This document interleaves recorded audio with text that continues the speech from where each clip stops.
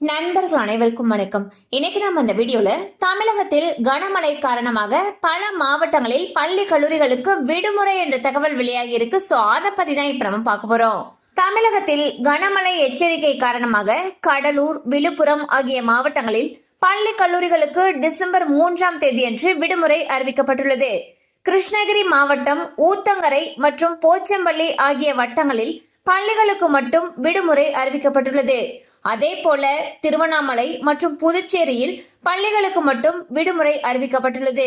மேலும் கள்ளக்குறிச்சி மாவட்டம் திருக்கோவிலூர் நகராட்சிக்கு உட்பட்ட பள்ளிகளுக்கு மட்டும் டிசம்பர் 3ஆம் தேதி அன்று விடுமுறை அறிவித்து அந்த மாவட்ட ஆட்சியர் அவர்கள் அறிவிப்பு வெளியிட்டுள்ளார்.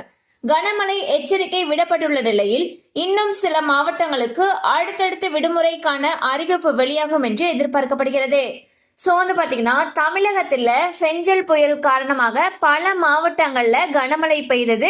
அண்ட் பல இடங்கள்ல இன்னும் தண்ணீர் வடியாம தேங்கி நிக்குது. அரசு அந்த தண்ணீரை எடுக்கிறதுக்கான முயற்சிகளை தீவிரமா மேற்கொண்டு வந்துட்டு இருக்காங்க.